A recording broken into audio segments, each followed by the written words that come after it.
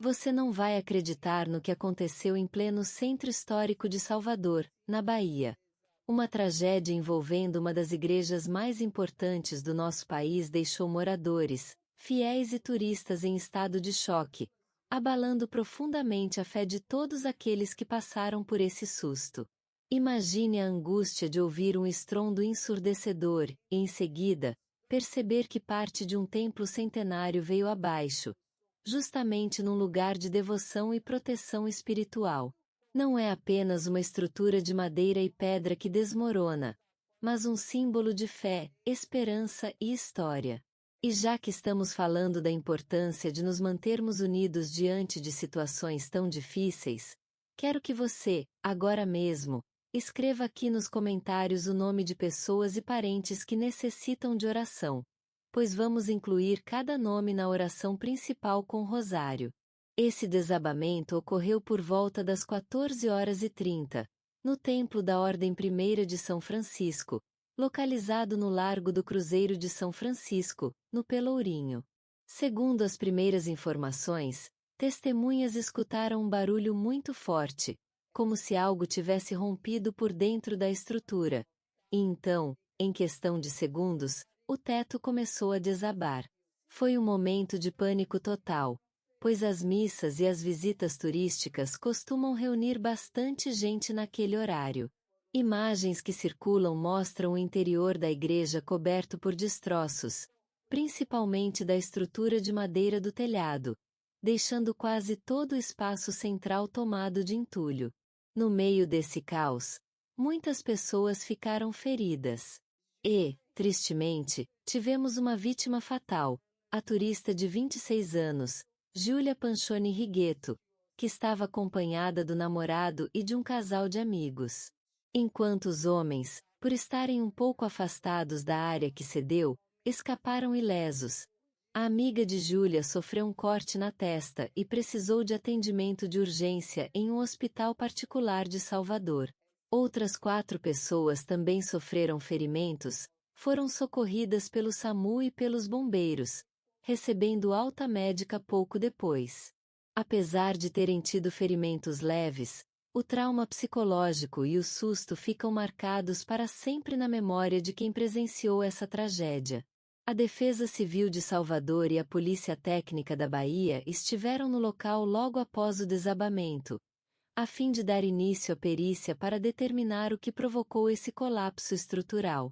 Sóstenes Macedo, o coordenador da Defesa Civil, afirmou que, possivelmente, houve ruptura em alguma parte da cobertura, fazendo com que o peso do teto fosse concentrado sobre a madeira, que não suportou sobrepeso. O que torna a situação ainda mais delicada é o fato de ser um imóvel tombado, de valor histórico e cultural inestimável, o que significa que qualquer interferência na sua estrutura precisa ser realizada com muito cuidado e seguindo normas específicas.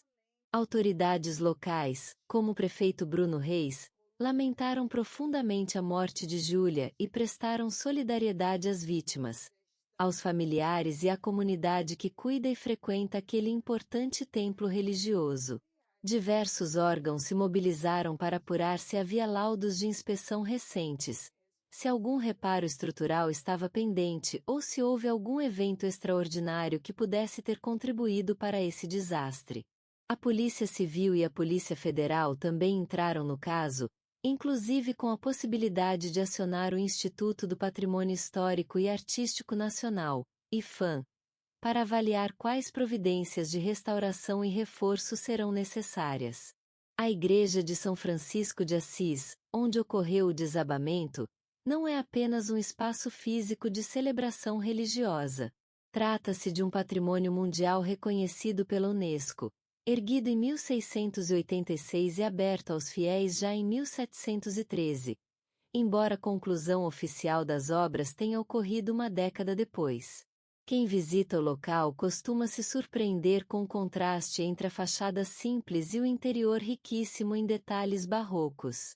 A história do lugar se reflete nos ornamentos, nas pinturas, nos entalhes cobertos a ouro, tudo cuidadosamente preservado ao longo dos séculos para que as gerações seguintes pudessem contemplar e vivenciar um pouco desse passado glorioso. É importante entender que cada peça dentro dessa igreja carrega um valor incalculável, desde as pias de pedra oferecidas pelo rei Dom João V, até pinturas magníficas assinadas por mestres portugueses como Bartolomeu Antunes, sem contar os entalhes em madeira jacarandá e todo o conjunto de capelas secundárias. Uma das partes mais impressionantes é o cadeiral do coro, os púlpitos, e também um antiquíssimo oratório que abriga um crucifixo e 10 nichos contendo relíquias sagradas, dentre elas o crânio de um mártir batizado como São Fidélis, doado pelo Papa Inocêncio XII.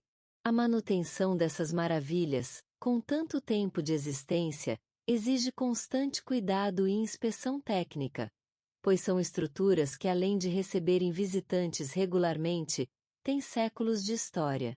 Não é de hoje que a população local e os fiéis que frequentam esse santuário demonstram um grande amor pelo espaço. Os frades franciscanos, durante mais de 3 séculos, empenharam-se na conservação e restauro dessa obra. Em suas paredes, cada entalhe e cada peça conta uma história de fé e devoção, sendo para muitos um lugar sagrado onde se busca consolo e esperança. Por isso, a queda de parte do teto não representa apenas uma ocorrência trágica, mas um golpe na própria identidade cultural e religiosa do povo baiano. A comoção foi imediata e as correntes de orações se espalharam pelas redes sociais, refletindo a união de todos em torno da solidariedade e da espiritualidade. Diante de uma situação tão dolorosa, somos chamados a refletir sobre como nossas orações diárias podem fortalecer nossa fé e renovar nosso espírito de fraternidade. Precisamos, mais do que nunca, encontrar tempo para a prece, seja na correria da rotina, seja em momentos de descanso, pedindo sempre por mais conversão, paz no coração e perdão para aqueles que nos feriram. Em momentos como esse, percebemos como a vida é frágil e como nossa confiança em Deus deve ser constantemente alimentada. Por isso, volto a pedir que você deixe nos comentários o nome de pessoas que precisam de oração, pois vamos colocá-los na oração principal do Rosário, num ato de empatia e compaixão para com todos. Agora que você sabe de todos os detalhes sobre essa tragédia e o impacto que ela causou no nosso coração e na nossa história, conte nos comentários o que você pensa sobre esse assunto. Como a fé pode nos sustentar mesmo nos momentos mais difíceis e o que podemos fazer para preservar nosso patrimônio religioso. Não se esqueça também de deixar o seu like neste vídeo, pois isso nos ajuda muito a divulgar informações tão importantes e reflexivas. E, claro, inscreva-se no canal para não perder nenhuma de nossas próximas histórias e orações, pois juntos podemos continuar espalhando fé, solidariedade e amor a todos que necessitam.